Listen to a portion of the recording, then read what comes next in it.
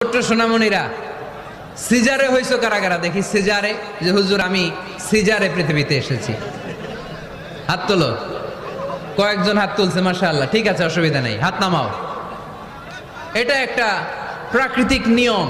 মায়ের পেট থেকে পৃথিবীতে আমরা এইভাবে আসি। কেউ প্রাকৃতিক পদ্ধতিতে আসি, কেউ সিজারে আসি। যারা সিজারে আসছে তারা এই কষ্টটা সহ্য করে নাই, তাদের অন্য ধরনের স্ট্রাগল পৃথিবীতে আসার পরে।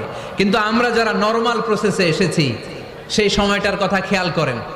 আমাদের দেহের সাইজ অনেক বড়, আমাদের ওজন অনেক বেশি, কিন্তু আমাদের মায়ের যেই অঙ্গটা দিয়ে আমরা পৃথিবীতে এসেছি ওই জায়গাটা বড় সরু।